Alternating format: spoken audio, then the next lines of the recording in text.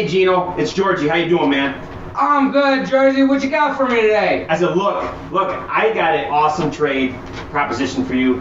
I got these two talented, up-and-coming prospects, Mike Allis, Mike Drennan, Cuz, that I'm willing to part with for your guy, Pat McAfee. This is a one-in-a-lifetime deal. Who the fuck are these guys? You know, the Mikes and the Mikes. The Stud and Dud guys. Listen, they bring credibility. Both were part of this 2014, the Runs, Liberty Park E-League, Beer League Championship softball team. They're funny, good looking, and the one guy has two middle names. Good looking? I'm looking at them now. The one guy's bald and has big ears. You're out of your mind, Georgie. I'm gonna hang up. No, wait, no. Okay. How about the Mikes for Stephen A. Smith? No thanks. Hey, I'll tell you what. I'd be willing to part with Joe Buck. Joe Buck? Are you kidding me? Now I'm about to hang up. Okay, fine. How about Bozo the Clown for these Mike fellas? Is Bozo off probation? Yep. All right, throw in a 6-pack of Natty Ice and a $20 in scratch-offs and you have a deal. Okay, deal. Hey, welcome to Mike's on the Mics. Welcome back. Thank you. Did we just get fucking traded Yeah. for Bozo the Clown? Yeah. Well, if you looked, some scratch offs and some Natty Ice, not even good beer. Jesus. Wow. I don't know. Well, whatever. Sounds about right for the trade deadline that Detroit had this past week anyway, so. No shit. Yeah, I guess it's par for the course. We drink better beer on Mike's and the Mics. Yes. But yeah, how you doing, man? I'm good. Cheers. How Cheers, you been? Doing good. Excited. We got a good show. Lots to talk about, especially with the trade deadline that just happened, man. I've had a lot of thoughts and emotions and things come over me with this whole. So it's another therapy session. It's absolutely therapy session. Okay. I feel like I need to lay on that couch over there and then you talk to me. Please tell me about your problems. I got lots. All right. Well, let's just get into the trade deadline. Let's go. I mean, I think everyone would agree. Weak. I don't know what to fucking make of it right now. To be honest, it's. For one, okay, how about this? Let's back up a little bit. Give me one word to describe it for you. Weak. Okay. I think weak. Weak, okay. You did say that. Okay. Yeah. I'm going with deflating because I like that. I mean, I do like that they went in on all arms, but it's just like quantity over quality. And then now it's just like all the hope lies with this team is just you hope that they get hot. You know what I mean? You just hope they get hot at the right time of the year. Like, yeah. That's really. I heard somebody today on the radio, and it pissed me off when I was driving home. The Tiger calling us frauds. Really? Yeah, because of how we've been playing since the All-Star break, and it was a fear I had. I mean, it happens, right? The All-Star break, and all of a sudden you start going downhill a little bit. But, well, I mean, you got to wonder, like, okay, so we have had a year of magical baseball. Yes, but it kind of seems like, I mean, you look at since July 1st. We're a below average, or we're a below 500 baseball team. And we're below 500 against good teams. Above 500 teams. Yeah. Right. Yeah. That's not confusing. No. That makes sense. We're not to mention we're like, if you've been watching, even like in the last week or so, we've picked it up, but we're still striking out a ton, hitting into double plays. The bullpen can't hold a lead. Our starters, you look at the today and then yesterday, giving up home runs in the first couple innings. Yeah. Like they were just getting torched. It's just. Yeah, we lost the series to the Twins. Yeah. The Twins kicked our ass. Are you kidding me? Yeah, the Twins kicked our ass after they just traded 40% of the roster. Like, are you serious? And don't get me started on the series with the Phillies because that kind of seemed like I was excited for that one because it seemed like a playoff preview. Yeah. Like playoff baseball in August. And the two things that we're concerned about with this team, the bullpen and then the offense going like just completely stagnant happened. Like Vil Vest. Like I'm freaking Swedish or something. Will Vest blew the game, which isn't usually like him. The first game of that series, and then in the third game we couldn't score. Yeah. So, and God bless Charlie Morton for going out there and pitching his 41-year-old Charlie Morton. I remember I texted you when we got him. I was like, 10 years ago. This would have been great. Yeah. But he actually pitched really well. Yeah. The Phillies series there's still so much baseball left to play, right? But I think we can start breaking these series down. The Phillies one upset me because that's what you're going to see in the playoffs. Yes. That team. I mean, we obviously won't see the Phillies to the World Series if we were to go, but those are the teams you're going to see. Oh, yeah. Yeah, you're going to face You're gonna teams that face have teams just and the great Phillies are starting pretty pitching, fucking stacked. and then they're offensively they're stacked. Yeah. Yeah. The Will Vest thing, him kind of, and it's just one game. I was kind of bummed he blew it because I really thought with us getting Finnegan, and I think we talked about this before.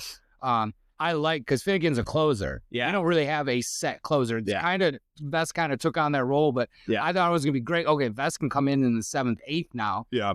And it would have Finnegan to close out. Yeah, the game. right. And of course I say that, and they did that. Yeah. But Vest got lit up. Yeah, right. And that was upsetting. Yeah, that was and not to mention, Holton's not been good. Canely is just throwing meatballs up there, which is really disappointing because that was somebody they were really looking they were high on like for the whole year. They were really counting on, and then I don't know, and it just seems like they refused to obviously. Let's back up to the trade deadline a little bit because it seems like they refused like any prospect of value they were not touching. And it doesn't make any sense because they do kind of have a log jam at the catcher position. Yeah. And 2 of them are your top 5, top 100 prospects, however you want to look at them. And I know the MLB's top 100 prospects is not going to be the same as what the GM's. Yeah. Different baseball teams, whatever. I get that. But there was a report that I heard that the Pirates really wanted our third, or was he third or fourth ring? Jose Briseño, catching prospect. They really wanted him. Yeah. And it's just like, okay, well, you feel like you're set at catcher. Let him go. I mean, Dingler, why are you not? Right. Isn't Dingler, I mean, to me, he seems like he's going to be our future. Right. Catcher. You're right. That just doesn't make any sense. Well, right. And you have another guy, and apparently you have another guy, Lorenzo, who's a couple spots below him that plays catcher first base too. And like, it just doesn't make any sense. And I think Bednar, he's not a rental, right? I think he's locked. No, he had 3 years left on his contract. So that just did not, like, that type of shit didn't make any sense. And then you go out and sign like you make trades for like a guy like Paul Sewald, who's like, I saw Cleveland fans rejoicing when they got rid of him. I mean, he's shoulder issues all year long. You know what I mean? He's a career 4.11 ERA guy. Like, I feel like we got guys. Okay, Finnegan is obviously the best one. Yeah, he was an all-star last year. Like, that's a legit guy. I'm good with that. Okay. They got him for nothing. Good. I'm pretty good with that. The other pitchers that we got, I feel, is exactly what we already have in our bullpen. We're just trying to load up on pitchers named Montero. Yeah. Like, why even make that call for that guy? His numbers aren't good at all throughout his whole career. And I understand the relief pitchers and their ERAs are always going to be inflated because everything's based off 9 innings. Yeah. Right? But everybody's above 4.3 ERA, right? And I get it, the relief pitchers are always a little higher. Yeah. But still, I feel like we just traded for exactly what we already have. Yeah, like if you compare the numbers, right? Okay, yeah. Montero comparison to Holton, right? The Seawall compared to, what are the other guys in the? Well, I mean, like, we got the exact same players that we already had. We didn't upgrade anywhere. Yeah. I don't think we're any worse than we were 2 weeks ago, and I only think we're like a small percentage better, and that's just by getting Finnegan. Yeah, it's tricky, and it seems like they maybe didn't take it serious enough because if you look now, like a few weeks ago, we had a 14-game lead in the division. We're at 6 now. We've literally cut it in half plus some just in a couple weeks. Yeah. You know what I mean? And Cleveland is not going for it. Yeah. So it's just like, okay, you don't have that comfortable lead anymore. Like, this can blow up in your face. Okay, are you worried that we're not going to make the playoffs? Or do you think you think it's still in? Should we just be worried about a wild card spot? No, I don't. I'm not worried about, I guess, losing the division. I guess I'm just worried about like losing like all of our momentum. Like, I was really looking for the trade deadline to be, and even before the trade deadline, this team was kind of like holding themselves above water. Yeah, you know what I mean. I think right before the trade deadline, then we have that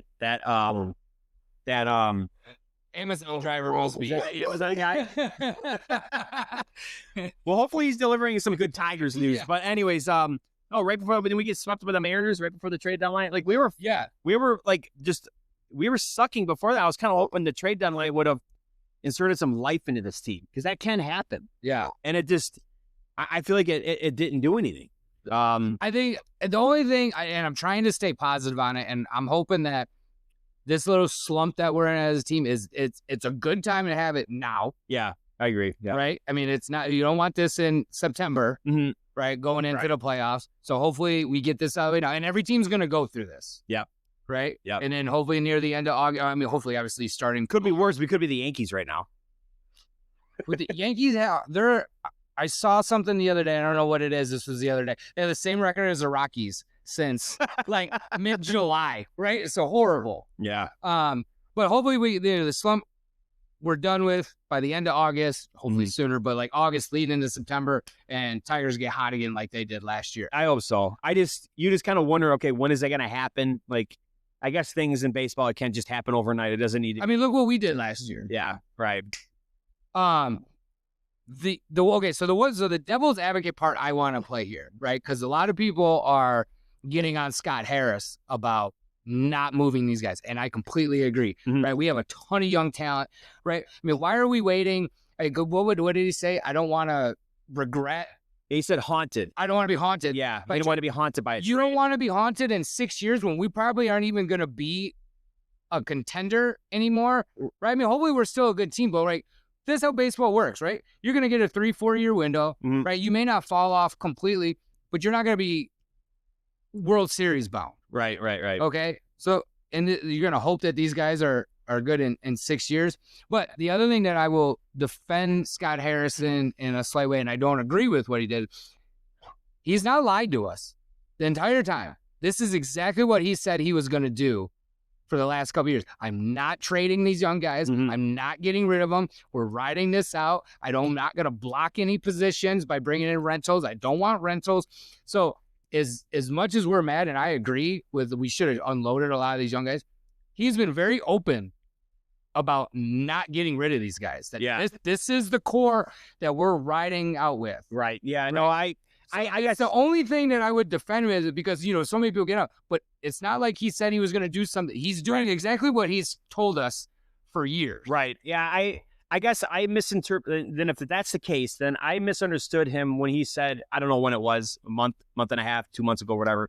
He said they were going to be aggressive at the trade deadline. Yeah. And look, I guess you can be aggressive at the penny slots. You know what I mean? And Sure. that's kind of maybe what they did, other than like, I do like the Finnegan move. I'm totally good with that. He's been good so far for us. Yeah. And I was pissed at the Charlie Morton move. At first, I'm like, what in the actual fuck are we doing? But then you look that one threw me off. But you look at Morton, like he's like his experience in the playoffs, and he has a really good ERA in the playoffs. Like he's been really good. He's been part of 2 championship teams with 2 different teams. And then he did something kind of interesting too. He signed this kid for with Texas. For cash or something. Oh yeah, that Cody Herr kid. Yeah, he was sent directly to AAA. Yeah, but support. Like I was breaking him down a little bit. I'm like, okay, that kid might have some potential because he actually has really good numbers. He just had a couple bad arm injuries and he's been pitching the minors this year. So like maybe they'll catch something with that. But like some of these other moves, like for Montero, like why even bother making the phone call? Kind of get the Paddock move, and I think they actually got another guy, Dobnik, with the Paddock one made sense because we just lost Reese Olson. They needed somebody now, right? So they're trying to get him to fill because Reese Olson may come back. He's not having surgery. He may come back for October baseball. So you like hearing that. It's just some of these moves, like the Seawald move and then the Montero move. Why even bother making the call? Seawald isn't pitched all year. He's shoulder issues. He's 35. Like why? Yeah. Why even bother? So I don't know. And even with me defending, that is not even defending Sky Harris. It's just kind of getting it out there that this is what he said. I also don't understand why. Okay, so I see he wants to ride this team out. We talked about this before the show of how he wants to be good consistently. Yeah. For through the years, right? Yeah. A consistent playoff team. But when does so to me, that's kind of like, all right, are you going to get on that same page of where the Red Wings were like, we're always a playoff team. We're never going to win a cup again. Right. But we make the playoffs every year. Like, are we just going to and then hope you get lucky? Don't you want to do it when you have the tools, right? Right. Especially with Skubal. Yeah. Not even to get into that whole talk, because I don't think Skubal's here after next year. So why not win right now? Yeah. Why you have a chance. And I'm not saying sell the team. I'm not saying get rid of Max Clark or or McGonigal. Mhm. But man, you have a lot of players that you could have got rid of that aren't even going to be ready till 2030, Right. 2031. Yeah. No, I know. That's my only.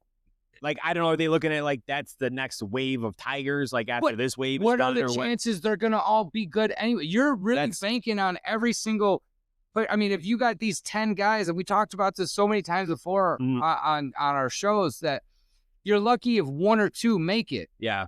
No, I agree. And I feel like the value of these guys is high right now. Like these prospects that are sitting in your organization, because the Tigers do have a reputation of having a good farm system, and these guys are developing well, so the value is high. Why not trade some of these assets that you have and bring in something that's proven? Like you're bringing kind of proven, and I'm not saying to trade it for a rental. Like you could have avoided that. No, but the Bednar's perfect. Yeah, like 3 years. Yeah. Don't. I agree with the don't trade for. I mean, depends on who the rental is, but right. Most of the time, no. Yeah. Don't get the rental. Right. Go get a guy that at least has, I would say, minimum 2 to 3 years on their contract, because then you're not. I don't think you would be haunted by a trade, because even if that said player was sent off and had a great career in the next 4 or 5 years, but you just traded for a guy that's here now playing for the next 3 years that you have a contract for. Yeah. Right. This guy is here now. Mm-hmm. Right. And you're not just losing him next year, right? I agree. Don't get rid of the young guys just to lose the guy you got next year too. Exactly. And I think they can also be picky about who they trade, especially like with looking at the team moving forward, the positions and this and that. And I get not wanting to trade Clark at all. I get not wanting to trade McGonigal, because those are two positions, outfield and shortstop, or second, or wherever McGonigal ends up. I think he's. Yeah. Sometimes they say he's going to be shortstop, and some people say he's going to be a second baseman, whatever. But I get. Sorry. Did you see last night that Colt Keith at third, McKinstry at second, Bios was in center. I forgot who played short. Oh, I think it was Ibanez. Okay. I'm like, I looked at the lineup. I was like, whoa, what the fuck is going on? Yeah, They're moving everybody out. It's like a Hinch just takes a snow globe and just shakes it up. I'm like, all right, to see where you guys fall. But yeah, I don't know. I prospects are you want to build up your farm system, but they are assets that you can gamble on and trade for and get better value, because like you said, you're not going to hit on all of them. No, I mean, you can't be stubborn. Max Clark may not be anything. He might not. Let's look at Riley Green. Mm-hmm. Okay, he's an all-star this year. Yep. Right. He's a good player. I think any team would be happy to have him. He's been on the Tigers. This is his fourth year up in the bigs. I think he was called up briefly in 2022, something like that, maybe. So third season. Yeah. So he's at his third season. All right. 22, 23, 24. Oh, yeah, technically fourth, I guess. Fourth season. Okay. And now he's just an all-star. Okay. So let's just use just player A from one of our high prospects. Mm-hmm. He has 2 years till he gets here. Right. Then, if you follow the right, it's 4 years till he's an all-star. Oh, yeah, right. Do you see what I'm saying? Like, and Riley, him and McGonigal and Clark are 20 years old right now. Okay, so they're not even going to hit their prime as an athlete. They just were promoted to Double A. Obviously, you can have. There's always exceptions to the rule. Yep. But okay, at 20, they're only going to get better. But okay, so they come up in 4 years. They'll be 24 years old. They're going to be a little bit bigger, a little bit stronger, a little bit smarter in the game of baseball. So that's what I'm saying. Like you're waiting for these next 4 or 5 years for these players to be up. And just looking at Riley Green, he's in his fourth season. Yeah. It took him 4 to be as good as he is this year. Yeah. And he wasn't great last year, and he was good the year before. But do you see where I'm going? Yeah, right. Yeah, I think up to your nobody comes up caliber. Nobody comes up and generally, I mean, it does happen. Unless you're talking about like that kid for the Red Sox, that Roman Anthony, he came and just lit it up. That rarely happens. Your Bryce Youngs, your Mike Trouts. Yeah, your Hall of Famers. Yeah. If we had one of those guys, Clark would be on this team right now, because those guys were starting in the MLB at 19 years old. Yeah, 19 and 20 years old. Right. All right. So if we had one of those guys, they'd be here. So it doesn't mean they can't be those guys. They're just going to take a little bit long. And I want them to turn into something great. I just don't see. We got this awesome opportunity right now that kind of fell into our laps. Yeah. Right. We became a World Series. We cracked the window open, like we said last year. Yeah. Out of nowhere. Yeah. I mean, we stopped talking about the Tigers on our podcast last year because they sucked so bad. Yes. And two, all of a sudden, fast forward a month later, holy shit, we're going to the playoffs. I know. Coming this season we're World Series bound. Yeah, I know. Yeah. I mean, yeah, I know. So why not take advantage of that? Yeah. It'd be one thing if, okay, yeah, you finished pretty good last season, missed the playoffs, come here, you're having a decent season. All right, Yeah. now you start riding out that. Yeah. Well, I think it from you and I, like, we come from the standpoint of looking at this team and, like you said, how they cracked this World Series window open, like, very quickly. Yeah. Much quicker than we thought. But, I think we're also critical of this team because we do see that this team has a lot of potential. I mean, you don't have, like, the last year, like, their record overall, like, it's the best in baseball. Like, over the last year, whatever, 162 Right, yeah. from this year to last year.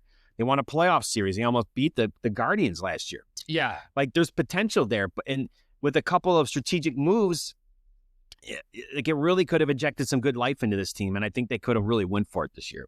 Because the AL is wide open. Yeah. And I think the NL, like, there's no team that's, like, dominant. You know what I mean? Everybody's kind of in the same boat. I mean, there's been a little bit of separation, but pretty much everybody's kind of in the same boat. And I really don't know what to make of it. I really don't. But I tell you what, the Tigers are not trending in a good direction. Luckily, their schedule is pretty easy. Yeah. The rest of the goal. But, I mean, look what the Twins just did. The Twins just traded 40% of the roster, and they just whooped our ass. You know what I mean? It's just, how does that help us? so we got a 6-game lead. I know that's still, I think, the most in baseball, but it's, like, it was 14. I liked it better when it was 14. Yes, same here. So I don't know what to make of it. It's frustrating. It's frustrating. And I think it is baseball. It's a long season. Let's hope that they can turn around. But it's frustrating to see that lead dwindle. I mean, it was a couple weeks ago, right after the All-Star game, and we're like, all right, we're fine. It's only 11. We're down to an 11-game lead. We'll be okay. Yeah. It's 10 games. It's double digits. So here we are today at 6 games. Yeah, Like, right. that's a lot. I know. You know what? I don't want to. We're looking like the Twins last year. Yeah, we are. Yeah, absolutely. Yep. Right. And now there's still 45 games left of baseball. That's a lot that can change. Yeah, and for us, but no, you don't want us to fall off. And and then you look at the Twins, like they like, they've called up a lot of guys and they're playing a lot of young kids, and they have life. They have life, and that's all a baseball team needs sometimes. Yeah. Is life. And the Tigers don't have any right now. They don't have any life for them right now. I don't know what they're going to do to offset that and flip it around, but it just, you got Riley Green. He struck out 3 times again today. You know what I mean? Closing in on the strikeout record. He's got it's ridiculous. And, I was looking at the, I do like to look at, like, where the Tigers fall in their stats wise. I'm kind of a geek with those numbers. And I think at most episodes, I've always kind of sprinkled in some stats in the beginning. You're our stat guy. I do like, you're clearly the stat guy. So, but you look at the beginning of the year, okay, not from the beginning of the year until just before the All-Star break, I think the Tigers were top 10 in just about every category. Yes. Offense and defense, right? Yeah. Now you look at, okay, they fall in the 13th in batting average. This one stood out to me because now they're 17th in on-base percentage. I'm like, well, how can that be? Well, it's because they strike out the 4th most in the majors. They strike out. I look at the Blue Jays are number 1. The Blue Jays before today were like 757 strikeouts for a team. The Tigers was like 1,013.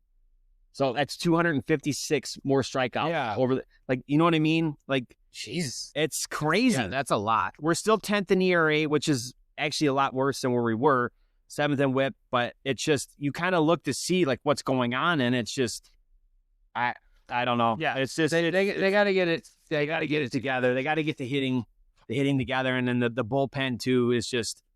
It seems like with all these new additions, some guys are going to sit in the minors. Well, and what doesn't make any sense, because they actually sent, to make room for Morton, they sent I think Hannafy. They sent Hannafy down this weekend, and Hannafy over July had like a 0.7 ERA. Like what? Like really? So it just seems like they're moving guys around. They're gonna put them into. They're going to put them on the roster of the Tigers, and they're going to insert them in the games. Like, if you can make it, cool. If not, you're out, and we'll try the next guy.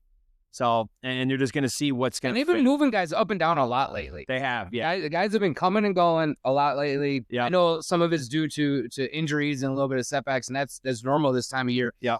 But still, there was a pitcher the other night. He wasn't part of the trade. I'm like, who the hell is this guy? Yeah.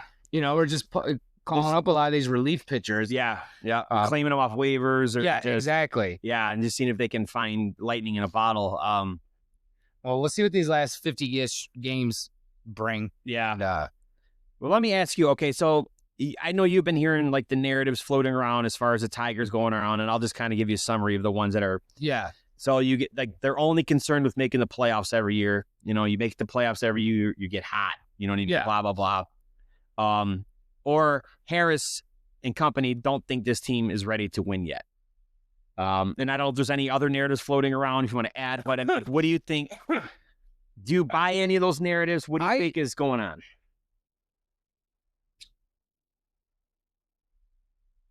I guess it's okay. The Tigers not ready to win right now. I can see where people would think that, but I feel like we're proving that wrong right now. And I know that we're just contenders right now, but I think that's just how baseball kind of works. Like these guys are gelling together. Yeah. Right. So I don't think, and why as a GM would you sit back and say, oh, we're not ready to win when we're winning? Yeah. Right. Okay. Yes, we're in this slump right now, but let's just look at where we're at. I mean, we're still one of the best teams in baseball right now. Yeah. Division leading Tigers. Yeah. Why would you say you're not ready to win, especially after what we did last year? Right. Now I do buy the first one.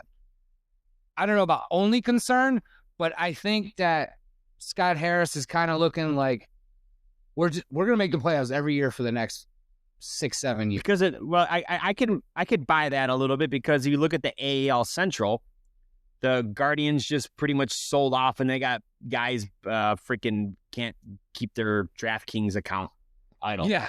And then the Twins just pretty much sold off, and then not pretty much, they did. Yeah. Kansas City is no good, and then the White Sox. The White Sox. Yeah. They're a baseball team? Yeah. Maybe in the 30s they'll be good again. Mm-hmm. But yeah. So yeah, I mean, I'm buying that they're just what, but even as a fan, right? I guess. I mean, I don't want to be a bad team, but okay, look at this. The Pittsburgh Steelers. Playoff team every year. Always a winning record. No Super Bowls in the last 10 years. Mm-hmm. I mean, is that fun? Right? Is that like... Oh, the Wings went through it too. The Wings went through it too, right? Mm-hmm. But I'm just thinking of a more recent team, right? Yeah. Steelers. Tomlin hasn't had a losing record since he's been there. Was he got one ring? Did he? Yeah. Get one? Yeah. He got one. Yeah. Cowher got the one before that. He got it with Roethlisberger. Yeah. That's awesome. But then you're just a good they aren't making the moves to get over that hump. Yeah. Right. As much fun as it would be to always be in the playoffs, wouldn't you want to make a move to actually give yourself a chance to think you're going to make it? Right now, like, oh, here we are in the playoffs again. We'll be bouncing the first or second round. Yeah. Right. I mean, it's nice to consistently make the playoffs. Yeah. I will agree with that. I mean, I want that. I want to watch October baseball every year. Yeah. I just feel like we're riding a lot on these young guys. We're riding so much on the young guys to come through. And hey, if all of a sudden we build a dynasty, mm-hmm. right, and we win 4 out of the 6 World Series, right? Because I feel like that's what Scott Harris is looking at. Right. These guys are just going to take off, and we're going to have all these studs. Mm-hmm. Right. I mean, what else are you thinking if you're planning on every single one of these prospects working out? Yeah. Yeah. Because you gave some good examples of like the Wings and the Steelers, and granted there are different sports. I will say baseball is weird in the sense that you can have these teams that just get hot at the end of the year. I mean, like the Tigers last year. The Tigers had no business really being a playoff team. No, we did not. But then you look at so I started looking at recent teams and it doesn't happen that often, but it happens often enough. Like Texas in 23, won the World Series. Yes. 2024, they didn't even make the playoffs. Right. Kansas City won in 2015. They didn't make the playoffs in 2016. And then when even we know this, the Cardinals in 06, They're a wild card. they won it as an 83 win baseball team. And then the next year they did not make the playoffs. So I guess that's more what I'm getting at with baseball. You're just gonna be a playoff team every year. You can win it right now. These teams, I mean, they obviously come out of nowhere. I mean, even if we start winning, you're not gonna. If you're a playoff team consistently every year and you're a good team every year, you know what that also means? You're gonna have to pay these players. Right. You're not gonna be able to afford everybody. Right. Yeah. Yeah. I don't want to. I hope the Tigers don't get in a position where they're like KC or Tampa, because like Tampa will. I mean, we're always gonna have a high payroll. I mean, we're I think slightly towards the front. What, maybe like 12th. Like middle of the pack, but a little bit closer to the front. Like we're not Kansas City, but we're not the Mets. I think they were just talking about this. Because I think we're like 184. I think we're just we're either at average or just like 16th or something like that. I think we're like right around there. Like our payroll's okay. There's also, I think it was the last 10 years that only the top 5 payrolls have won a World Series. Yeah. But I think they also said you have to be like majority, like on average, you have to be like ninth or better or something like that. Right. Usually, but on average, so you have the outliers who can sneak in and get Royals. Yes. Right. That did it. Yep. Yep, for sure. So yeah, I don't know. It just, I guess we just don't have enough. Like the Tigers have only been good for the last year and a half. So this is still kind of all new to us because we did go through a stretch of really shitty baseball here. Yeah. And we really don't know what to make of it because we don't have a lot of track record of Scott Harris because he wasn't a GM before. Right. And we had a long stretch, like I said, of shitty baseball. And now we're finally winning. And it seems like they had an opportunity to go for it because there's assets in the organization. But what was interesting, Chris Paddock, when he was traded from the Twins to here, the first thing he said was like, wow, the facilities here, the nutrition, everything is like it's top notch. Yeah. So you hear that shit and you're like, okay, so they do invest in this team. Yeah. You know what I mean? And that's how you're going to get players to want to come here. Right. And they're obviously invest in their minor league system. So like they put investments in things that we can't necessarily see. Maybe we're starting to see it now because the team is better, but do you think that maybe that we're in like this?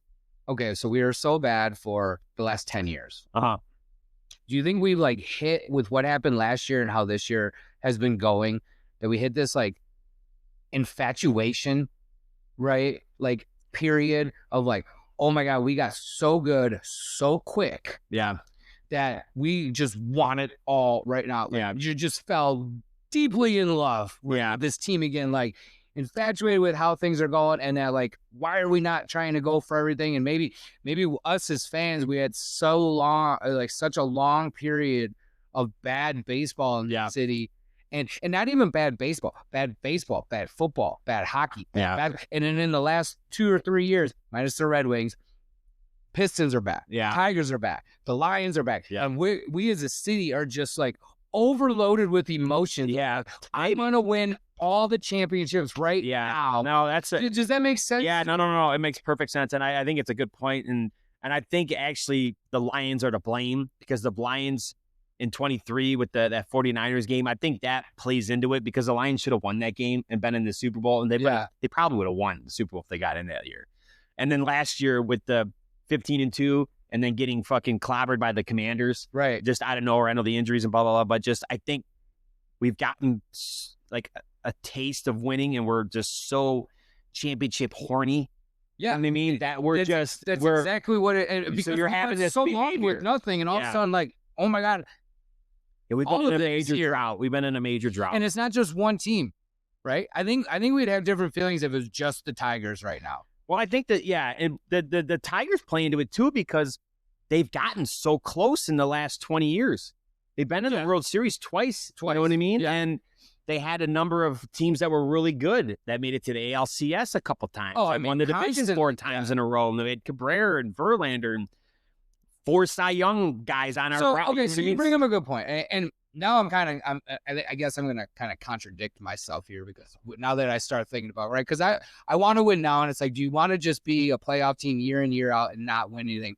But I guess when we look back from 06 to 2013, we were in the playoffs almost every year. Mhm. We were in the ALCS multiple times. Yep. Those were fun times. Yes. We did never finish it off. Right. In 12, we went to the World Series. Yeah. We were back in the ALCS in like 13 and 11. We were there. Like Yeah. we were there for a long stretch. Yeah. So, now kind of contradicting myself, like that, it was a lot of fun to have that, but yeah. we never got it done. And that's what kind of led me to my comment of like, are we just in this infatuation period of like, we want it all right now because we haven't had anything for so long. And you're right. The Lions started it. Yeah. Right. And then you have the bad Tigers who are all of a sudden, don't let the Tigers get hot. Yeah. And then you got the Pistons, one of the worst teams in basketball too.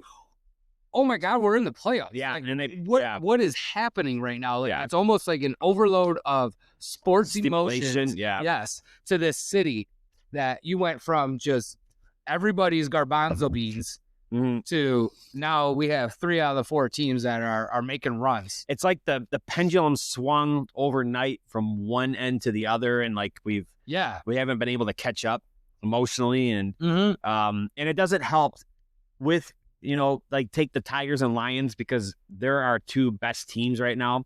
They're also the teams that are the farthest away from a championship from their last championship. Obviously, the Lions before the Super Bowl, Yeah. Well, yeah. And then the Tigers was 84. Like I was a baby, shit my pants.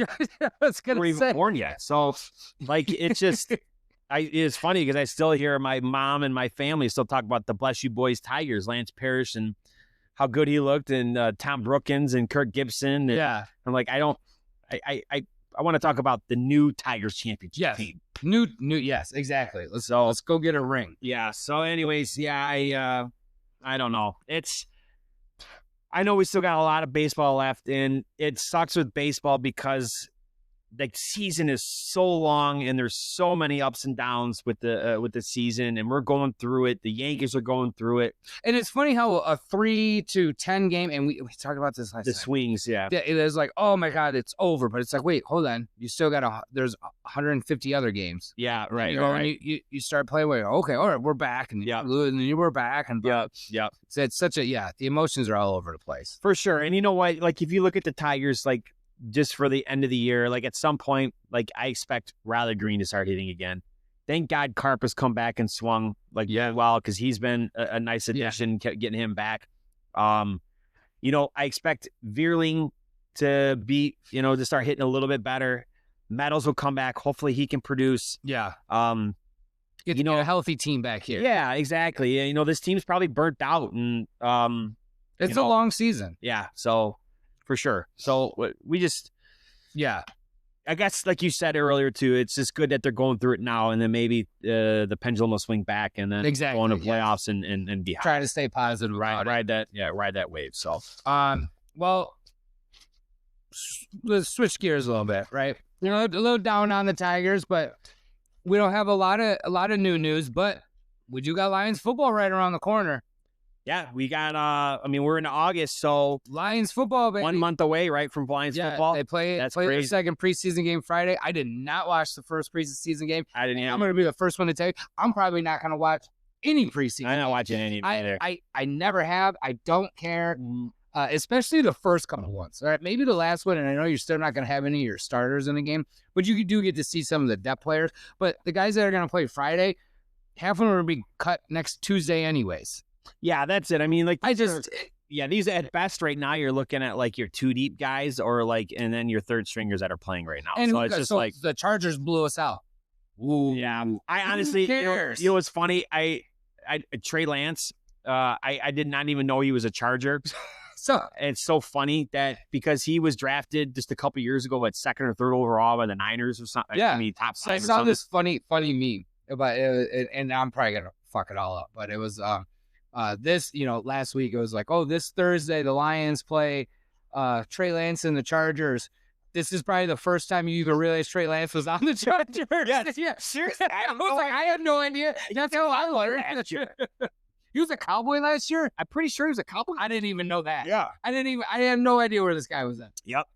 Oh my, it's so funny to think back to like him, Trey Lance, and then like Malik Willis. Like they were projecting those guys to be, well, Trey Lance did get drafted high, but he hasn't been anything good. Yeah. Malik Willis was projected to be like drafted top 5. He went like the 3rd round. He's a backup now. Yeah. It's so funny, especially with these quarterbacks and, yeah, whatever. Getting off topic, but yeah. So again, there's not much news out there right now about the Lions, right? no, I'm hearing good things, but what are things you heard? Did you read? What are you excited about? I saw a headline today about the offense sputtering, and then it's just like, okay, are you or take am I? that with a grain of salt? Yeah, it's like, are you concerned? It's like, okay, well, they're still implementing a new offense. They're still, there's new personnel, especially on the O-line.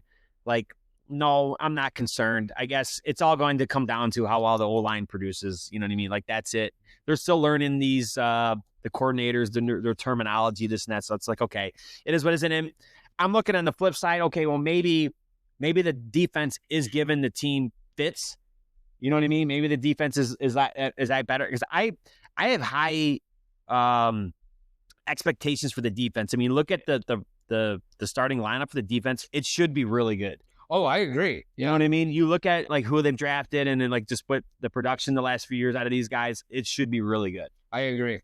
And I think you gotta, and you're getting all this from these beat writers and stuff, right? And Headline grabbers, right? And they know their stuff, right? Yeah. I mean, they could go there and they could see a bad practice, but there's also things that they don't get to see that are going on inside the meetings and the schemes.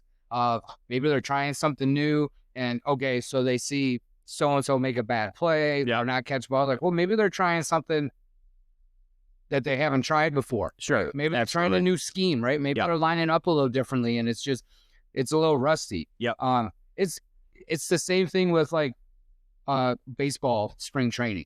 Mm-hmm. Like, okay, the Tigers go out there and go 0-30, and like, are you really concerned? Like, maybe a little bit, but like, you know what I mean? Like, it's you can't judge it till you get out there, right? For sure. We won't know until at that first regular season game. And there's better. And hey, if the defense is beating up on our offense, and I mean, good offense get better. Yeah.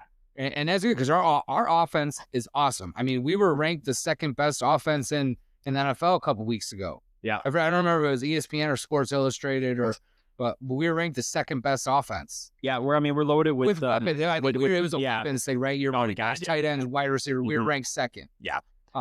So if our defense is stopping our second, well, I'm cool with that, right? Yeah, and you look at it too, like if the offense is struggling, it's more than likely it's due to maybe the pressure that the D line is producing, and like, okay, that's a good thing. That's actually a good thing because I still hold the O-line in a pretty good regard. You still have Sewell, Decker, and I know you got, and the interior is a question mark because you got Ratledge, a second-round pick, and then you got Glasgow, who's moved from guard to center. He's played center before, but he's done his natural position. And then you got Mahogany playing the other guard spot. So it's just like, it's going to take some time for those guys to gel, but like once they get rolling, the offense will get rolling. And I feel pretty good about it. Because, like Gibbs, Montgomery, Amon-Ra, like all Florida, like they'll be fine. Yep, exactly. I am excited about this Isaac Tesla. Yeah. Did you hear their nickname they called him? I did. Coleslaw. Because he's white, you can't leave him open. Yep. Can't even leave him too long, you'll have trouble. I mean, that's pretty awesome. You know what? They might have hit it again, right? He might be that St. Brown type pick, right? Yeah. Because was he a 4th round pick or 3rd round? Third round. Yeah. Okay. Yeah. Yeah. No, I'm liking this kid. I'm liking what I hear about him. Obviously, I haven't seen any tape on him. Yep. But I know they like they like the fact like you said, he's big. They like the fact that he's a good blocker, and it's just like if you want to play. And for Dan Campbell, and you want to get on the field, you better block as a receiver. Well, look at St. Brown. St. Brown's all about block. Yeah, he will block. Yeah, he will block you to the plus whistle, and then So this is good. Yeah, I like it. And I like it too. And I know the RAS score. What is it, like relative athletic score? Like they hold that in high regard. Apparently, he rated 11th out of I don't know how many thousand wide receivers since like the 80s. Oh, really? He was 11th like in that whatever. However you want to take that. But I got a bold prediction. Bold prediction about Tesla. He's gonna take J-Mo's spot. Because I still don't think J-Mo's gonna be with us long term, and I think he is. I bet you he's our next number 2. Maybe. That's it. This is a early ass bold prediction. I will say this. Don't hold me to it. That's just like crazy bold prediction. Right? I think that's very possible, and I think I don't think they're going to be able to sign J-Mo again because I think J-Mo's going to have a good year, and I don't think they're going to be able to probably pay him. So, but I will say I think they're already kind of flirting with Tesla in like they've ran him with the first team offense, so that means he's been at least the third on the depth chart.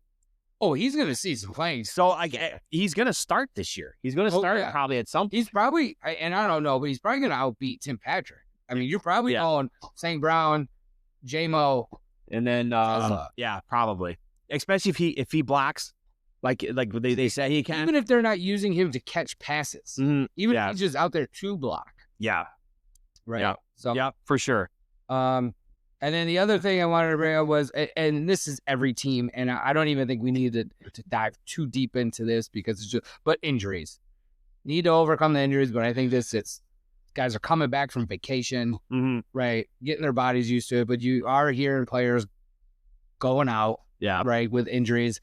I think everyone's just a little on edge from last year. I think that's this guy's injured. This guy's they're like, oh my god, it's happening again. This is pretty much normal. This is shit normal for a football team. Yeah. I do think the biggest thing is staying healthy, right? And I think that's for any team that's going to try to win a Super Bowl. I listened to this interview with the new, is it the defensive lineman coach from the Lions? He was doing an interview, and he played and coached for a couple Super Bowl teams.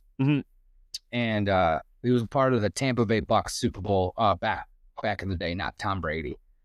Oh, okay. With Gruden. Yeah, the Gruden, Brad Johnson days. Yeah. Mike Allstott. And Oh, yeah. And he was there like, what was the one big thing that you took away? How did you guys win the Super Bowl? And he's like, the biggest thing that I took, and he was on another Super Bowl team, was we were healthy. Yeah. Everybody was healthy. Obviously, everyone was beat up by the end of the year, but they were all together. Yeah. Right. You weren't out now. And I think that holds very true. Oh, for sure. And it's for any team, and that's not anything new. Yep. But like, we do need to overcome these injuries. For sure. And I think that did hurt us last year, and it's going to hurt any NFL team. But I think when you look at Philly last year, right? I mean, they had everybody out there. Yeah. Right. They weren't missing their top guys. No, you're absolutely right. They weren't missing them, and I think that's what's going to win you a Super Bowl. It requires having a healthy team. Yeah, it requires a lot of luck too, and I think it is. And that's the other thing he said. He goes, one, you have to be good. Yeah. You have to catch all the breaks that you can catch. Yeah. Right? Yep. And you got to be a lucky son of a bitch. Yeah. To not get it right. And so people are like, oh, well, you got lucky by winning this game. Thank God. Yes. I'll take it. Yes. If I can get lucky and win a couple games without, necessarily based on talent, like the ball bounces this way versus that way. Yeah. So you have to take that in football. That's a huge thing. For sure. Yeah. Take the breaks. The good teams create their own luck. I mean, like I know I bring this up a lot. The last championship team we had around here would have been the Michigan football team. Well, I remember that Rose Bowl game. So Michigan's down 7. Was this no? Obviously it was not overtime. Michigan's down 7 with like a less than 2 minutes to go, right? And Michigan had scored 20 points all game. So that's not like, you're not like throttling anybody. You're not scoring a ton of points. Well, they needed, they had to get a 4th down conversion, like a 4th and 7. They found Corum wide open. And then also too, there was a pass that was tipped, and it tipped just enough that it didn't jack up the pass enough. Like Roman Wilson was able to come down with it. Right. You know what I mean? But it's just like those little moments that obviously Michigan was healthy, but like it just comes down to those moments. And then, like you said, with the Eagles had their whole D line healthy, they had Saquon healthy, had Hurts healthy. and they were able to dominate. Brown. Yeah, they were able to dominate KC, and then a few years back with the Rams. The Rams were healthy when they won the Super Bowl. You know, they weren't that great of a team. They were good. No, but you had Darnold and all your number ones. yes, the Bucks when they had Brady when he was over 40. They had their whole team healthy, and like that's.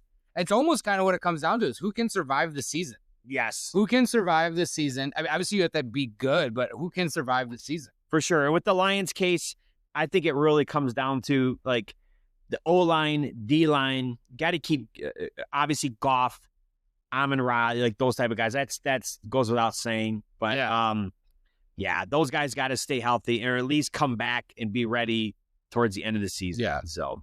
Okay. Before we move on, I got one more question. Sure.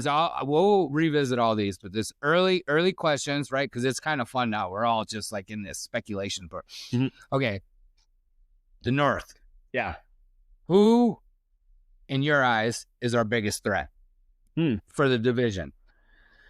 I mean, I think you can make a case for any team. You really could, right? I mean, I guess you could. I think. Well, go on. I want to hear your. I'm gonna rule out Chicago. Like I'm just gonna cut them out because even though I think Ben Johnson going there, blah blah, they will be better. But I still don't have any faith in them. I don't have faith in Caleb Williams. I'm just gonna rule them out. Minnesota, like I'm gonna bank on JJ McCarthy being a rookie. Okay, he did not play last year. Sure, he was. Yeah, he was hurt. No reps. Yeah, exactly. Like I just they might get hot like towards the end of the year to finish like 9-8. You know what I mean? But like I don't know because their roster is really good. Yeah. So I'm gonna go with the Pack. I'm gonna go with the Packers. Yeah, and I'm right there with you. To me, it's Green Bay. Yeah, they're more of an established team in this division, right? Yep. Jordan Love may not be the best, but he's established. I think he's a good quarterback. He has moments of brilliance, and then he has stretches of just right. I think he has a solid core around him. Yep. To me, they're our biggest threat, and I agree. To me, this whole I think Detroit is blowing this whole Ben Johnson thing bigger than it needs to be. Was he great here? Yes. Okay, this is Dan Campbell's team. This was not Ben Johnson's team. Okay, if Dan Campbell went to Chicago, we got a fucking problem. Okay, but he didn't. Yeah, and I don't like the hate for Ben Johnson for him going to Chicago either. Because I don't hate him for going to Chicago. I don't blame him. I don't blame him for going to Chicago. To me, he has to prove himself. Okay, yeah, it's all about proving himself. And that's the Ben Johnson. I don't think Caleb Williams is that good of a quarterback. No, I'm not a fan of him either. I just don't think he's that good of a quarterback. I don't think he has. I think he's talented, but he doesn't have the it. You know what I mean? He doesn't have the it. I do think they've surrounded Caleb Williams somewhat with some good talent as yes, some tools with his receivers. Yep. And they did help the O-line too. Yeah. I don't think he's the guy. As far as the Vikings go, JJ McCarthy, who you never even taken a fucking snap. How dare anyone say the Vikings have a fucking chance? What? Because Kevin O'Connell. Right? Well, then you should have kept Sam Darnold. You have no idea what J.J. McCarthy's going to do. So, again, it's just like Ben Johnson. It's prove it. Yeah. You have to prove it. Yeah. All right? Yeah. Jordan Love has proven it. Mm-hmm.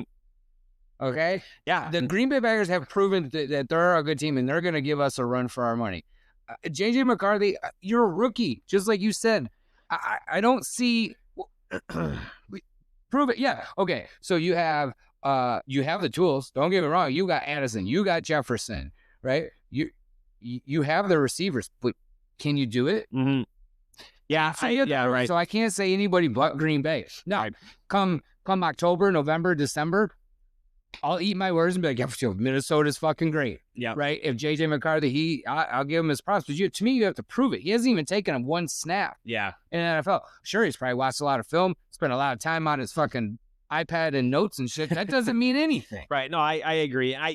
Even with the Packers too, I am still crowning them, I guess, our biggest threat, but I'm still hesitant because I know they still have questions mark with their pass rush, and that's it. For the football team, that's a humongous question mark. You know what I mean? Yeah. So it's like, okay, I know they got the weapons on offense and stuff like that, but if you can't generate a pass rush, like, I'm sorry, you're just like, good luck being a playoff team at all. So Yeah, I guess my whole thought process is it. I'm going with a team that's established versus on what paper. the Lions have the best roster in the North by far. And we're not just on paper. We've proven it, right? Yeah. 2 years in a row. Green Bay's also always proven to be good. The Bears and the Vikings, there's a lot of new pieces. Yeah. You have to prove it. Come next year, I may have a completely different team because I'm going to see what these guys can do. And I think the Lions could potentially have the best player in the NFC, well, or one of them at least, in Hutchinson on their team. I truly believe that he could be. He's going to cause havoc all over this. Yeah, I really believe he's going to have like this coming out year. I knew he was having it last year, but I really believe he's going to be a menace. And it's not a bad thing to have a freaking stud defensive end. It really is not. No, I agree. Okay, so we had the trade deadline last week. Yes. So, we like to do our lists. Yep. Everybody. We're going to go with our favorite top 5, however you want to call it, trades in Detroit history. Yeah, so not deadline. It's just pure Just pure trades that have happened. Yeah. I did keep everything within my lifetime. I did that too. I think we just kind of know that's the kind of the norm. Yep. Going forward. Yep. So, yeah. You wanna start us off, and it's for all 4 sports. Yeah. Yeah. Right? 4 major. No, obviously 4. can't do that with college, but yeah. So Yeah. All right. I'm gonna start with my 5th, and I know you're gonna remember this one. This is for the when the Tigers traded Austin Jackson. It was a 3-team deal. Austin Jackson, Drew Smiley for David Price. The only reason why I bring this one up is, and I know Price came in here and he wasn't that good after we landed him, but the fact that Austin Jackson was playing in the game, they had to pull him out. I remember that. Yeah, and like I thought that was kind of emotional a little bit. You know what I mean? Yeah. Just having to yank him out of the game, and everybody knew exactly going on. He was coming out. Yeah, and he was a pretty good Tiger, and it was exciting to land Price. But that one really stuck out to me. So mine also involved Austin Jackson, but the other way around. Us getting Austin Jackson and Max Scherzer in a 3-team deal. Oh my God! Wow, we got Scherzer, Austin Jackson, and Phil Koch. Oh shit! And Phil Koch was good too. And we gave up Granderson and Edwin Jackson. Wow. It was between us, the Yankees, and the Diamondbacks. So it was a 3-team. It was a 3-team trade. So that's funny. You got Jackson leaving. I got Jackson coming in. No kidding. Wow. Because that was Scherzer was on the Diamondbacks, and then it was kind of like, oh well, here we go. Yeah. Was that a deadline deal or was that off season? Do you remember? I don't. Should have made a note. That's okay. I'm just curious. I'm thinking if it's you got 3 players like that, it was probably a deadline deal. Okay. Yeah. Or okay. A July deal. Okay. Well, hold on, real quick. All right, this just brought this up, and then let's move on. But this is back to the Tigers trade deadline. Do you think that there's possibility for the Tigers to make a major deal in the offseason? Something like that. I mean, I hope so. Okay. All right. I mean, maybe they're setting themselves up for. Maybe they want to do a deadline deal. Maybe Scott Harris sees somebody that he's ready to go pick up in the offseason. Okay, maybe that's what they're waiting on. Okay. Fair enough. Sorry about that. All right. What do you got next? All right, number 4. It's another Tigers deal, and it's the Cabrera, Dontrelle Willis to the Tigers for. We gave up Cameron Maben, Andrew Miller, and then a boatload of prospects: Burke, Badenhop, Julio Joe, Dilly Cruz, and Mike Rabello. So that's what we gave up to get those 2 guys. And Dontrelle Willis was a stud. Well, he was a stud at the time. He didn't do shit with the Tigers. No, he didn't. But obviously we know how he was awesome. And then Miguel. Yeah. Obviously. Yeah. That was exciting. That was really exciting because they really went for it. Yeah. So yeah, that was 4 for me.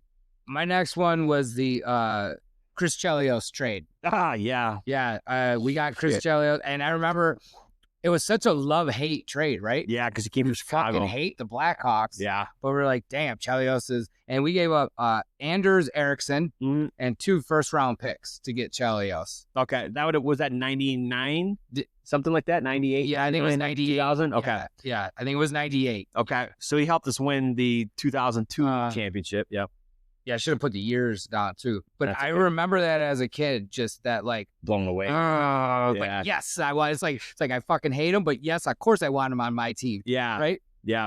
I mean, that's like anything. That's like okay, Aaron Judge. Mhm. I fucking hate him. Would I want him in a Tiger uniform? Oh, Of yeah. course I would want him in a Tiger uniform. Yeah. Yeah. Definitely. Yeah. No, that was a big deal. I remember that one too. I think we were all kind of blown away by that one. Yeah. Like, why are we trading with Chicago? Yeah. Yeah. No, that was cool. All right, go ahead. I have my number 3 is actually another Wings trade. And it's when the Wings traded Ray Shepard for Igor Larionov. And Oh, geez, yeah. yeah, that was, I know this is kind of Was it going back. mid-90s? Yeah, there was like, I think it was 95, 96, like something like that. 90. Yeah. We traded, like Ray Shepard was a goal scorer, but that's pretty much all he could do. Yeah. And Scotty Bowman wanted somebody who could play more, kind of like do everything, penalty kill, defense, could score. You know what I mean? Yeah. A professor, blah blah blah. Yeah. So they traded for him, and what ended up happening, and it went in the cup. I think the following year, and they Hey, and got Back a to back. Russian 5. exactly. So I thought that one was fascinating because people were like, I remember at the time, and I was going back and reading articles about it today. People were just so dumbfounded that they would trade And like a high Larry goal scorer. Who, Yeah, exactly. For him. So when you have this top goal scorer. exactly. Yeah. So yeah. Oh, that's a good one. That's Yep. a good one. All right. My number 3 is Golf and Stafford. Shit. Ask anybody around here how I feel about Stafford. Mhm. I will say it was not necessarily Golf didn't have a great first year here, right? I think No, yeah. The kind team of stunk. understand that, but it Team wasn't stunk. always Golf's fault. But and a lot of these trades, I looked at like how big they were and then where we are with them now, right? Because you Yeah. can't judge a trade immediately, right? Right? 'Cause, okay, if you did, then the Rams won that trade deal. Yes. Okay, right. but you asked today, okay, Right. we don't have a Super Bowl win, but maybe we have the better end of the deal. Maybe. I mean, Maybe I'm not Yeah. saying, but you know what I'm saying. Sure. Some trades take a minute. that one's still processing. Yeah. But that was my number 3. I did not like Stafford. I was happy to get rid of him. Mhm. So I welcomed Golf with open arms. Yeah. To get Stafford out of here. Yeah. And I know that's not an opinion most people share. But I was never really a Stafford fan. Okay. That's funny. No, it's funny because I have that as my number 2, that trade. Mm-hmm. And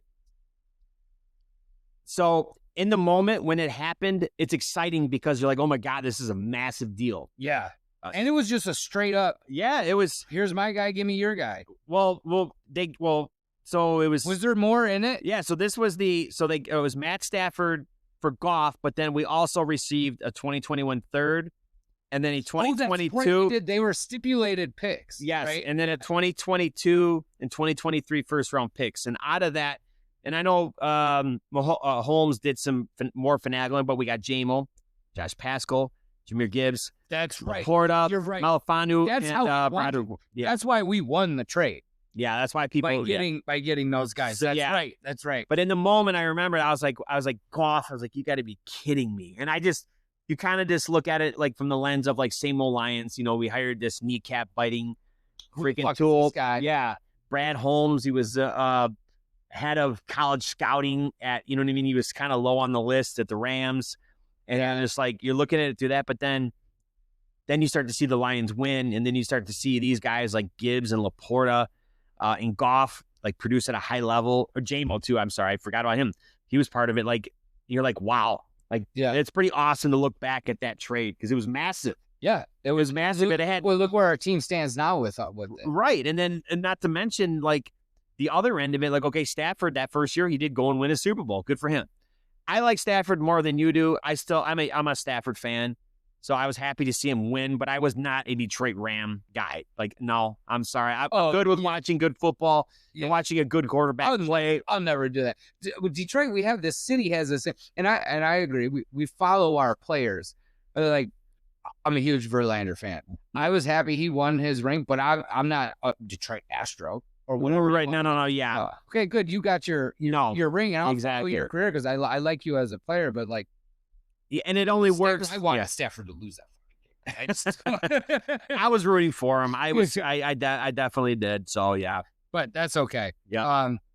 No, that's good. Okay, so my number 2 was one of yours already. Was the Miggy Dontrell Willis. Okay. Yeah. I put that as number 2 because of what Miggy brought to the city for the next 15 years. Yeah, he'll probably get a statue or so. Yeah, like I mean, one of the best hitters in baseball that we'll have ever witnessed. Probably the best Tigers hitter ever. Right. Yeah. Right, between the Triple Crown. Right. Yeah. Everything that he brought here was amazing. His 3,000 hits. Yeah. Right. 500 home runs. So that was just him coming here and everything he did. That Triple Crown here, you look at the numbers and it's like playing MLB The Show on easy. You know what I mean? Like his numbers were. Yeah. Oh yeah. Exactly. Yeah. Exactly. Yeah. So, all right. Who you got? Number 1. Number 1 is the Rasheed Wallace 3-team trade deal. Let's just talk about this one again because that's my one. Yeah. I mean, yeah, that was a ballsy trade, and it worked. You know, and Rasheed Wallace was a fucking nut job. Yeah, he was, and that's exactly what this team needed. Yeah, yep. He came through and fit perfectly. He really did. He really did, and it was such a fun team to watch. And it was so fun to watch them dismantle the Lakers. The playoffs were just so like emotionally draining in a good way. You know what I mean? With the Net series and the Pacers and if you okay, so yeah, we talked about the Chelios and the Larionov trade, but you want to, and out of all of our trades that we had, you want to talk about instant impact, instant championship. Right. Was Rasheed Wallace. And it was like, instantly like, okay, this was the missing piece. Yeah. He came here, we took off. For the rest of the season and won the championship that year. Should have won another one too. We should have. Yeah. I don't know why Robert Roy was left wide open, which was also Rasheed's fault. Yes. Yeah. But anyways, that year was and so if you look at all of our trades that we picked, that is the most impactful one that this city has seen in our lifetime. Bring him in here and we win that year. Yeah. It wasn't down the road or had a great see, like, Miggy or, Chelios. And no, that was instant gratification. In-season trade, you know what I mean? Like that. Yeah. It was pretty cool. It was really, really cool. All right, you have a couple notables? So my notables was Rip Hamilton, Richard Hamilton for Jerry Stackhouse. Oh shit, I forgot about that one. Wow. Yeah. And then Ben Wallace for Grant Hill. Okay, I had that one. Yeah, Grant Hill and Jerry Stackhouse were our Billups and Rip. Yeah, at the time you traded them both ways. So yeah, those are. And they and Dumars at the time traded them, and like Rip and like Ben weren't like these. They were good players, but they weren't. Ben was undrafted. Yeah, like you didn't think they were going to be like these cornerstone championship caliber. No, right. Yeah, it's for sure. So you had the Ben Wallace. I had the Grant Hill sign a trade for Ben Wallace too, and then I had the Shanahan to the Wings to start. And actually, which is crazy, I was looking this one up. I guess this happened like just a couple days into the 96-97 season. So we got him that year, and he ended up helping us win 3 cups. Yeah. So 2 cups. I don't know when he retired. Well, was he here for? I don't think he was here for the 08 championship, maybe. Okay. So he helped us win. So, I mean, I can't scare yourself. Who was your favorite trade, buddy? Yeah. Huh? Yeah. Mr. K-Line's here. That was some good one. This was a fun one to look up. So I in your head, but when you look up all the small guys that came with these trades, when they happened, this was a fun one to look up. It was a fun one. Sure. Okay. All right, let's wrap it up. Stud, Dud. Yep. All right. All right. You who you want to go first? We'll do our duds. Yeah, let's do our duds first. All right, I'll start. Okay. I'm going to give, I was going to say I was real close to dudding Scott Harris for the trade deadline, but I can't because the team still in first place. It's still a good team and blah, blah, blah. You're off the hook this week. You're off the Scott hook. Harris. Yes, please. My dud is the Minnesota Twins front office. I just feel bad for their fan base. Traded 40% of the roster. They were only 5.5 games out of a wild card, but, they traded Duran. Yeah. Is that how you say his name? Yeah. Johan Duran. Yeah, exactly. Carrera, Griffin Jacks, Willie Casho, and a slew of others. Paddock. Yeah. Yeah, we got him.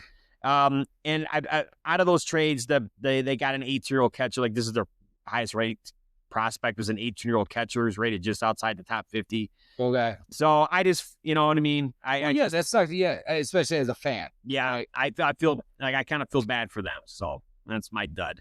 My dud, I'm going Jordan Addison, wide receiver for the Vikings, violated the drug policy, drug abuse, or whatever, however they call it. Drugs are bad, okay? And the NFL DUI, and it's not just that he did that, but it's you got to be smart, man, and you're a great receiver, and you're on a team that is potentially, trying to do something. I mean, you have Jefferson and Addison. I mean, those are two top receivers. And maybe your young quarterback would like to have you. So, yeah, that's just, That's a good one. Young and dumb, getting in trouble, but you are earning a dud of the week. So, yep, that's just the way it goes. All right. All right. Stud for the week or whatever. It's actually more or less for today in the last couple of days. Yeah. The Minnesota Twins current roster, because they came through today and clobbered the Tigers. And I'm not happy about that. Not happy about the Tigers. Percent of it's gone. You're right. But they came through and just clobbered the Tigers. They had 8 home runs in this series. They whooped our ass again today, 9-4. They took the series. They got a bunch of guys that just call up from AAA and just, whatever, just piecing the roster together, and they end up taking 2 out of the 3 from the Tigers. So I'm going to give it up to the roster for credit where credit's due. Yeah. Right? I mean, give it up for good baseball. Yeah. Even if it came at the expense of our beloved Tigers. So, all right, my stud, I'm going my boy, Kerry Carpenter. Kerry Bonds. Kerry Bonds. And the reason I'm doing that is because since his return, he came back late July, which was a week and a half ago. Since he's been back, batting .375 just this last week, batting .462. He is the 8 for 20. That doesn't include what he did today. Hit another home run today, but he did hit a home run. So I had 3 home runs. So add 4 home runs, right? And let's assume he had 4 at bats, right? So he's at 24 at bats. He's 4 home runs. I don't know if it was 6 ribbies, 816 OPS. The guy's killing it since he's been back, and it's exactly what his team needed. He's a slugging machine. Yeah, like that's what he does. The bomb he hit the other night. Yeah, he clobbered that one. Did you see the bat flip? Yeah, it was awesome. Yeah, that was pretty cool. That was awesome. Yeah, I like him. The lineup is completely different when he's in the line. When him and Green are on fire, like this lineup is tough to stop. Yes, you know what I mean. And getting him back, I knew. Because when we lost 12 or 13, he wasn't in the lineup, right? No, he was no. Yeah, he's a major key. He brings a spark to this offense, and he hits in key spots. Like today, his home run. The Tigers were actually down. I can't remember what the score of the game was. 3-1, 3-2, but they were losing. Yeah, and he blew a bomb, and then they took. Yeah, that's what it was. Then they took the lead 4-3. So they were losing 3-2. They had a guy on. He bombs one. Okay, so added another home run to my stat and 2 more RBI. Yeah. Yeah. Right. I mean, that's pretty good for just returning a week ago. Yeah, he's a stud. Yeah, for sure. Stud. All right. Well, all right. We were traded today for Bozo the Clown. We talked some Tigers, some Lions. All right. Been an up and down week, but we'll get through it. All right. Yeah. Let's go Tigers. Let's go Lions. Let's go Detroit. And let's go you. And let's go fans. Let's go fans. Let's go fans. We love all of you guys. Thanks for listening. Yep. Thanks, See you guys soon. Bye. Cheers.